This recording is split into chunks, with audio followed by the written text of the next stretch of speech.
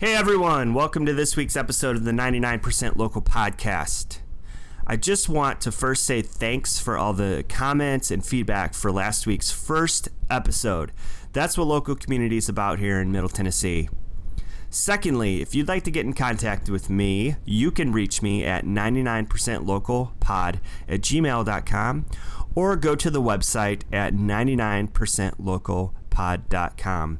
I want to hear from you. If you're enjoying the episode so far, let me know. If there's someone you think would be a great guest, let me know that as well. Well, let's get right to it. I'm so excited to introduce the guests on this week's podcast. They are a husband and wife team, Jon and Heather Fulk. They reside in Spring Hill, Tennessee.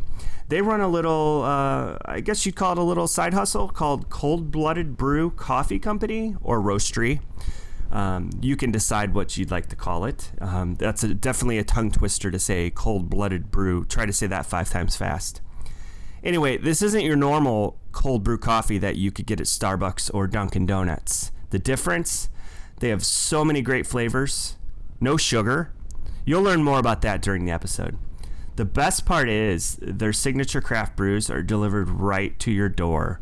Think of them as the modern day milkman, but with coffee, which we definitely know is better. So strap in, enjoy this episode. So I'm Heather, and this is Jon. You gotta start over without the laughing. Oh, really? I don't know. No, you don't have to. We'll leave it in we there. have to do that. I think it's okay. I'm sorry. It's so formal. That's okay. I'm going to leave that in there. All right. Start over. Go ahead. I'm Heather. I'm Jon. And what do we do? We brew and deliver delicious coffee. Cold brew. Yes. Yes. What's it called? Cold Blooded Brewing Company, Cold Blooded Coffee and Roastery is what our bottle says, whatever you choose. We're having a bit of an identity crisis. Yes. All right. So you guys been around, what, like 6 months? Yeah, 6 or 7 months, something like that. Okay. Yeah. So kind of give me the background of how you guys got started or got your idea for this. Yeah, so it was kind of my fault that we're doing this. I had to convince Heather to join me in it. I was listening to a podcast by some local guys. It's called the Bewildered Men Podcast, and they were interviewing this guy named TJ who lives in Southern Illinois, and he was talking about how he had this cold brew business where he had just started brewing his own cold brew and then giving it to people, and they liked it and they wanted to pay him, and so he just kept making more, and suddenly he decided this is actually a thing, and so he started his own business, and he was saying that he went into all the details of how he did it and everything, and then he mentioned toward the end of the podcast that he wanted to open like spread into Nashville or St. Louis. And so this was a little before Christmas, and I was really interested because I've always wanted to have a business, and I've always loved coffee. So it was like, this is just like 2 things right up my alley. And so I contacted him and said, let's get together. I want to try a cold brew. And so we happened to be going to Illinois for Christmas. And so we made this arrangement that we met him in Marion, Illinois at a gas station. And he gave us a couple growlers of cold brew for free. We were going to pay for it, but he gave it to us for free. And we drank a lot of it on the rest of the way back to to central Illinois. And we really liked it. And so from there, we just started talking to him about, what would this look like? And so yeah, after a month or so of just kind of talking and dreaming and trying to decide what we wanted to do with it, we worked a thing out where we're doing it here, and he roasts our beans and brings them down. We use his branding and everything, so we've just teamed up with him. But so right now it's like just here and Southern Illinois are the 2 places you can Southern get. Illinois. So you said he was in Carbondale? Well, he lives in Carterville, which is which is between the two. In that area. Oh, it's not in Carbondale? It's between Carbondale and Marion. Yeah, you're right. Yeah, you're right. Geography's not my strong Southern Illinois. Coffee is. No one knows where these places are anyway, right? Yes. Except maybe Carbondale. I know. Yeah. So before you got that idea, was there any other type of businesses you were considering? Were you wanting to do something like with home delivery in this area, or? Not specifically delivery. I'm a developer. I Right. considered starting kind of a freelance web development business, and I was too busy to do that. So I had some app ideas. He was not too busy to start a cold brew. Well, so the plan was. Feel free to cut this out if it's too much rambling. The plan was that I would be running the coffee thing. Oh. Okay. That I would brew it myself and deliver it like on my way to work. So super early in the morning. And Heather would never have to even think about it. But somehow she latched onto the idea at some point, and she became this social media guru. And it became more than just, Jon will do it over, on his way to work. Yeah, I saw on Facebook you both say you're the owner. I was really wondering if it was you or Heather. Yeah, it's totally Heather. Yeah. Semantics, is that the right word? Yeah. And I think you switched jobs at some point, but you were working from home, right? I was, that's right. So that idea kind of came up probably when you were still working from home, so it probably would have been a little easier. And then You're right about switched that. jobs, and so that's kind of how Heather became running Well, it. yeah. I mean, mean, we've we been talked married about that. 17 years. So this idea of Jon having big dreams and then Heather picking up the realization of the big dreams, this is nothing new. So that's why when he was like, I want to do cold brew, I was like, can I do cold brew? Can I do that? So it's fine. It's good. Yeah. Well, yeah, definitely when I was working from home, it made more sense. But we talked about that, like, since I'm not going to be working from home, and at that point you'd gotten pretty involved. Also, Jon didn't realize that you can do maybe like 3 porch drops in the morning, but when you have 430 people that like your page, that's a little bit more than 3 porch drops every morning. So it's fine. It's great. So do you guys do the coffee here? I'm like looking around. I don't see any evidence of running a business. So I know. We do. We have a secret lair. We have You have a nooks and secret lair. crannies all over the house. It's kind of spread all over the house. It's the nice thing about the business, and one of the reasons why I said yes is because cold brew is a great product because it takes several hours to brew, and that's like a majority of the time is getting that stuff brewed. So we have a specific space in our house designated just for the brewing process. And then we typically bottle right here in the kitchen, and then we have a refrigerator in the garage where we store the sealed, ready to go product. So it's just pretty easy, huh? It's okay. Needing my own words. Yeah, I mean the brewing bottling process is easy. It's just time. But I love getting to know people. So the reason I was like, yeah, I'll do that is because A, it's sustainable, which I really like, and B, I'm an extrovert, like up here, and so I was like, oh yeah, I'll deliver to people and get to know people, and that sounds like fun.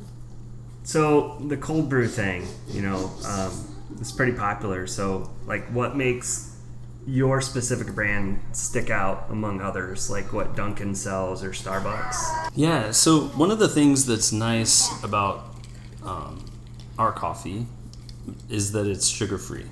So before we were making our own cold brew, Heather was getting coffee at Dunkin' and other places on a regular basis. And what did you drink usually? It was always loaded with cream and sugar. Yeah. Whatever way I had it, it was always full of cream and sugar.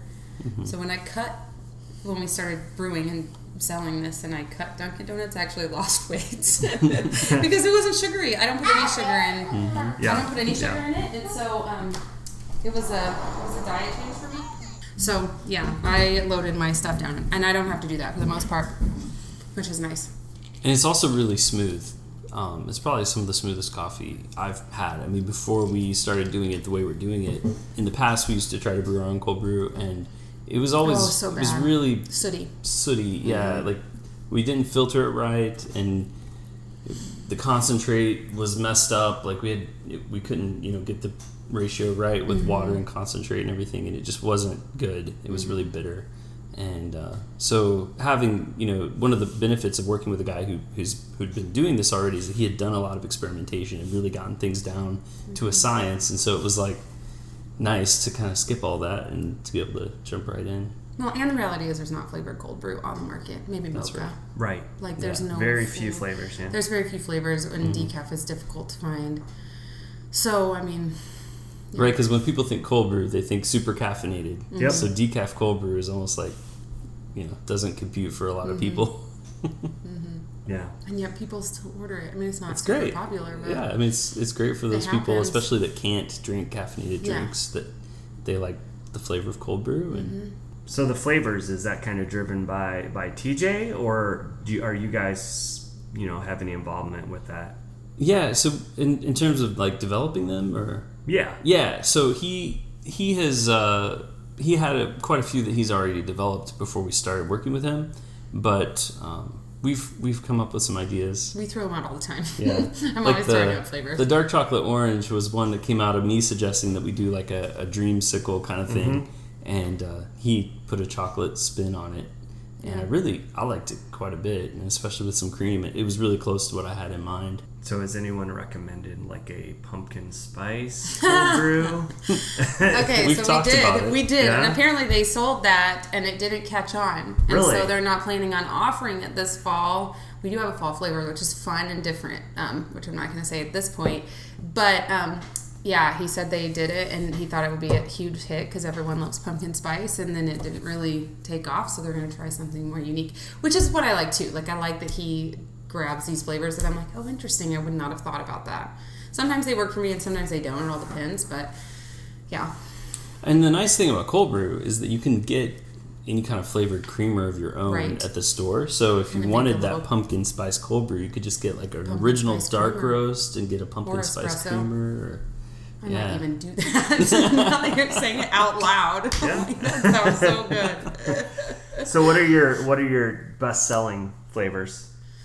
Peanut butter cup, dark roast original is really popular. The caramels are always a hit. Any caramel flavor. I'm trying to think. I think that's pretty much. I think that's the probably top ones, the top. Yeah. I'm trying to think. Like in my spreadsheet in my head, I'm like, how many of these have I sold this month? Those are the top 3, I think. Okay. So I saw a while back you guys are getting into a couple of retail stores as well.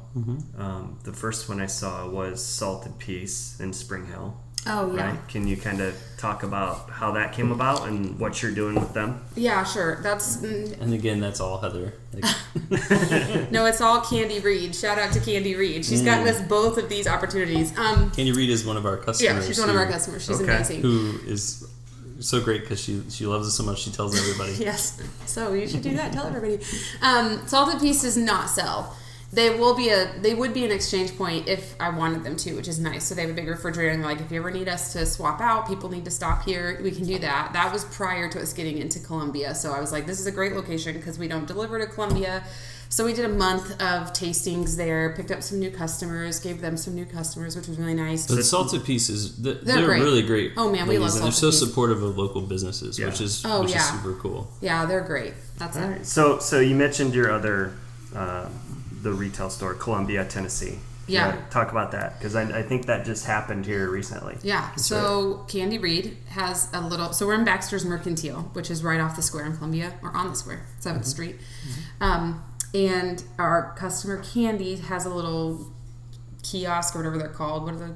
Yeah, a booth. Yeah, a booth of her own where she makes some handcrafted things. So they actually were going to have Marcy Joe's in, and then Marcy Joe's wasn't able to fulfill that commitment, and so Candy's like, hey, these guys are awesome and it's unique, and so they contacted us, and we said yes, and so we started there last week. Yeah, we just got our stuff in there last week. And the nice thing about that is that they will be our exchange point for sale. So like they take care of all of the transaction. Like you can buy it there, you can swap it there, and then we deal with that afterwards. So that's nice. And then the first Friday of each month we'll be there for a couple of hours selling by the cup. Oh, wow. Yeah, so then people they can have taste this great it. event called First Fridays in Columbia. I don't know much Apparently about it's a big deal but if you everybody who knows about it tells Yeah. me you should go to First Fridays. Yeah. So we're going to be there. Selling cups of cold brew. It's going to be exciting. Yeah.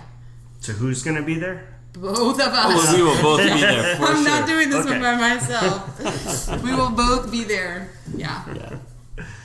Okay, cool. So let's kind of switch gears. I know you guys have a tie to Illinois, and I did too. So is that where you're originally from? So Jon and I grew up in the same area of Illinois. We knew each other from like the womb. No, not that Not far really back. in the womb, but like Elementary school. kids, like little kids. Well, Yeah. kindergarten, that's pretty Sure. far back. We went to the same church for a while, and then parted ways for a bit and then came back together. And now we're married. That's a thing. So yeah, we grew up in Central Illinois, same town. Yeah. Yeah. And you were a worship leader, or still are? That's a good question. Yes. Yep. Okay. So we were in Minneapolis for the last 10 years, and I was leading worship at a little church, and then we moved here, and I go to a slightly larger church, and so yes, I'm a worship leader, but the opportunity to do that is a little bit, it's just bigger. So yes, I do it, but not full time like I was. But you do get to lead worship at like Celebrate Recovery. Yeah, that's amazing. Women's events, things like that. Yeah. Mm-hmm. So how did you end up in Minnesota? Was that after Illinois? Yeah, it was after. So we both. No, it wasn't after Illinois. It was after Missouri. Oh, Jon got his master's in French in Columbia, Missouri, and then needed to get a job. Okay. I'm telling your life story. Sure. You can take over. So, we were both from Illinois. I actually went to undergrad in Tennessee. Okay. And, there's a little school called Lee University in Cleveland, Tennessee. That's where I went to school. Got my bachelor's in French. And then married this lovely lady, and we moved to Springfield, Missouri, where she could finish her degree in music. And from there, we were in Missouri, and my plan was just to get a PhD in French ultimately, and heard about a master's program at Mizzou in Columbia, Missouri, and so we moved there, and I got my master's in French. And at that point, right about the time I got my master's, we had our first kid, and so the plan was go to a PhD program, or make money, or maybe get a job and make some take care of your kid. So I ended up taking a job at the University of Minnesota, and that's what moved us up there to Minneapolis, and we were there for 10 years, and it was a great job. I taught French for all 10 years, and I led the first year French program, but the problem with it is that I only had a master's, and we kept having kids. I could never get my PhD. And there was just a point where I realized, like, either I need to get a PhD or I need to change careers. And so that's kind of what happened. Mm-hmm. I changed careers. Mm-hmm. All right. So what brought you down here to Middle Tennessee? Jon started working remotely. So I had like gravestones picked out for Minnesota, like in theory, right? Like, okay, we're going to die here. We're going to raise all our kids. It's going to be the most amazing thing ever. 3 of the 4 were born there. 3 of the 4 were born there. Great church community. It was just a really lovely situation.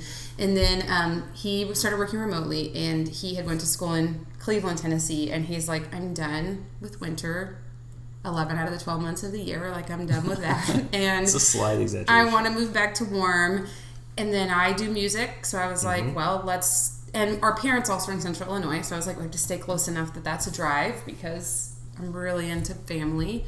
And so Nashville area seemed like made the most sense, I guess. I mean, there was a lot more to that decision, too. I mean, we were both working like crazy to send our kids to private school because we didn't want to send them to public school in Minneapolis. We lived in a poor immigrant community in Minneapolis. And she says that, and you can't tell that she's doing air quotes. Yes. It wasn't so much like that. Great. But it won an award for being a poor immigrant community. And they tried to spin it. Even though it was essentially Northeast Minneapolis. But it was great. I loved it. It was the best. Yeah, it was a great place. But the problem for me working remotely was that I was working in the basement, and winter is super long and cold. And it's not so much the cold, but it's the long winter and the dark winter. And I was getting depressed working in the basement remotely by myself. And so that kind of encouraged us to start thinking about other places, and Heather kind of told the rest of that. So besides Jon, you working full-time, and Heather, you delivering most of the coffee during the day, what else do you guys like to do when you're not doing the coffee thing? Because I know you were saying, there's certain days of the week you take off, so what do we do? Sleep? We have spare time? I know, right? And not even that, because our kids don't. We don't sleep. No. I don't even know what we do on our spare time. We don't have a ton of spare time, but we do like to explore the area. For instance, we went and saw the Amish area not long ago. Stop it. Yes, we like to explore. We like to drive. The one thing I appreciate about Tennessee, so I miss about Minnesota, is the lakes. There's tons of lakes. But what I like about this area is the hills. So I love driving around and looking at, not even in fall, like at any given point, I love coming up on the top of a hill and just seeing all of nature. So we do lots of drives. And then one time we hiked to find a waterfall. We did some hiking. That was fun. Yeah. We just like to get out and see what there is to do. Festivals, we like festivals. Love festivals, yeah. Pumpkin patches, because now it's going to be Gentry's fall. Farm, that's amazing. Stuff like that. We're really big into our kids are only here for, 18 years probably, so anything we can do that keeps us as a family is what we do. So getting back to the business and kind of your backgrounds, because you really both don't have backgrounds in business, right? So, right. What do you think, and these might be a little bit harder questions, but what do you think, your own unique skills have helped you with doing this cold brew business? I can say what some of your skills are. Since I told your life story. Yeah. Heather, as you can tell, is she said extroverted. She's in the Strengths Finder, one of her strengths is winning others over. And she's that kind of person. We don't know our Enneagram number. Sorry, Nashville. We just know Strengths Finders. We've only been here a year. We've got time. Give us time to get used to the Enneagram. Sorry. We do. I know my disc. I probably just offended half your audience. No. My apologies. She's just got this great personality that she's great with people, and it comes across in our social media. And it's great for the different business relationships that we've built. Okay, so Jon is very kind to me. I like people. That's true. But I actually worked for a coffee shop for quite a while when I was pregnant with my 10-year-old, because it was part-time. And so I can't say that I'm like a coffee connoisseur by any stretch. In fact, when I got hired, we had to taste each of the coffees and sip them and like the wine person. Yeah. And I was like, this one tastes like dirt, a little bit more dirt. There's a little more dirt in that one. I have no idea. I can't tell you, but I did learn how to make fun things, And then cold brew. I learned how to do cold brew there. But I like the system we do much better, because I think it tastes the best. Of all the different types of ways I've done cold brew, I think it tastes the best. So, which was another reason why I could do cold brew. I can make that and bottle and figure it out. So, yeah. I don't know. Do you have a skill set? Yeah. I definitely do. He's been building a website, so there's that. The website's not impressive. It's not impressive currently. Yet. That's something I need to spend But it's on the time tag, and you can find it. Yeah, there's a placeholder. So I'm more of a math nerdy type person, so I deal with the numbers and I created some spreadsheets and things to kind of keep track of everything we need to keep track of. So I kind of do more of the behind the scenes type work that needs to happen, and the ideation, right? Yeah, well, and I do some of that. You do those early morning porch drops. And I'm a morning person. That's a skill set. So you're doing the early morning drops on the way to work? Yeah, on occasion. Yeah. Except that's a little more challenging, because he's decided he's going to start carpooling. Well, so that I did one this morning. Yeah, you did. Carpoolers will enjoy that. Yeah, right. Just bring some for them in the car with you. That was the first thing they asked for when I joined the carpool. They're like, so you're bringing cold brew for everybody, right? Yeah. No, I didn't do it. But, no, I did a early morning drop off at 6. And then I meet the carpool at 6:20. So, it works. So this is kind of for both of you. So, if someone else, kind of got an idea like this, or wanted to, enter a similar type of business, what advice would you give them? If any. Don't do it? No, not at all. No, I think I would do it again, wouldn't you? That's such a loaded question. That's such a loaded question. I would imagine it was a little easier since, TJ was already running it and kind of, that was such a nice a nice thing to have in place. It's still time, though. I mean, it's just time and energy, and home delivery is great and people love it, but I mean, it takes time, a lot of time out of your schedule. So the delivery portion is truly not very scalable. Our hope is in the future is that we can begin to get more into locations within our delivery zone, and then say it would be great if you could just go swap that out at X location or whatever. I don't know that we'll ever fully take delivery away, but if we had more options for people, that would be nice. So that's our long-term goal. But I don't know. I don't think it's not worth it. I just think weigh the cost, because it is going to take time. I mean, the easy part is the brewing. The hard part is getting that delivered everywhere, especially when you got a lot of people that want coffee. So. And I think, I'm the type of person that loves a new idea. I love to start things. You're a fire starter.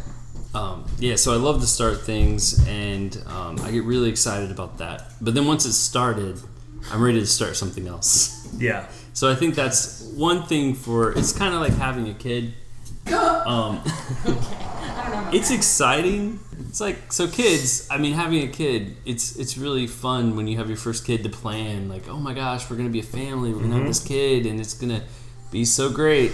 And then the kid starts growing up, and you still have the kid. And I think that's like with business, you have to realize, like, once you start the thing, not even if you wanted to quit, not saying I want to quit, but even if I did, like, we have people who like our coffee and buy it on a regular basis. So there's a certain amount of responsibility that comes with it, that it's just good to think about that down the road, the think ahead. I didn't do a lot of thinking ahead. Fortunately, Heather does that for me a lot. But something like that. But that's, I think, the advice I would give to someone like me who likes to start things, is just kind of have a plan where it's going to go from there. Yeah. Long-term goals. Long-term goals. Yep. So before we kind of wrap up, I like to do this thing called the rapid fire round. I'm just going to ask you guys a couple questions, and then just first thing that comes to your mind. So, okay, what's your favorite go-to spot in, not just this area, maybe Nashville, whether it's food, coffee, date night to get away from the kids, What's yours? Arrington Vineyards. Oh, okay. Yeah, that's a good one, because Love I was Arrington totally going to Vineyards. say Chewy's, because that burrito chills my soul. Chewy's. Every time. I know, that's such a weird answer, isn't it? I don't even know what Chewy's is. You don't know Chewy's? It's No. a Tex-Mex place in Franklin. Oh, okay. And I they have think the they best started in San Antonio, burritos. but Yeah, whatever. you should go. It's pretty good. All right. Both of you, favorite book? Oh, my Lanta. That's so A hard. Million Miles in 1,000 Years. Really? I think, is that the title? I don't know. Is that The Donald Don Miller? Miller. Yeah, Don Miller book. Mm. Oh. That, Do I have a favorite book? Yeah. I'm doing a lot of Bible studies right now, so I'm like, I know, I the was just Bible? thinking, But I don't know like- if the Bible's my favorite book. Sorry. I hope that's okay to say as a worship leader. I don't know. I like biographies of any kind. I'm reading one about Dr. Seuss right now. Okay. Interesting. So, okay, favorite musical artist? We don't do anything cool. No? Do you have No, one? that's not true. Currently, I always have another one, Oh, you liked Iron and Wine at one point in Yeah, your I'm life. past Iron and Wine. That was a long time ago. Yeah. I don't think I have a current favorite music. I don't listen to music, and here's why. Christian radio bothers me, feels cheesy. But then, like, regular radio, I'm like, are we going to talk about sex right in front of my kids? Because, like, that's not going to happen either. So I feel like as a mom who carts her kids around all the time, it's very difficult to listen to music and figure out who your favorite artist is. This is supposed to be rapid fire. That's rapid okay. fire. That's it. Unlike okay. Pluto. That's my current. Unlike Pluto is my current thing I'm listening to. Okay. I won't ask you the next one, which was, I think we grew up around the same time, so I was going to ask you your favorite 90s song. What was your favorite 90s song? Oh, man. You liked you were singing it more the other day, I remember, and all I can think of is Tiffany, which is the 80s. I was a big Boyz II Men fan. Oh, Boys to Men. Yeah. I'll make love to you. That's right. Kidding. Sorry. Was that your favorite song? That could be edited out. What was yours? Man, I like the Boys to Men too. I was thinking Tiffany though, but my sister was an 80s child. She's a little older than me, and so I think I'm more of an 80s kid than a 90s kid. Damn Yankees, also a great 80s band. So is there anything else that maybe I should have asked or others don't know about you, or anything to add about the business? Future things you're working on with Cold Blooded Brew, or anything that TJ might be working on? You mentioned a new flavor.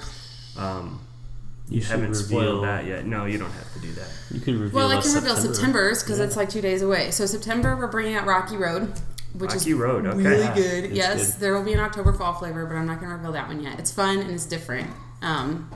It's not pumpkin. It's not pumpkin, Okay. which is fun. And then we are at some point going to launch hot beans, so whole bean subscriptions. Okay. So you can get The any beans of are these. not hot, but you can make hot coffee with You can them. make hot coffee with the So beans. you're and selling the whole bean. beans.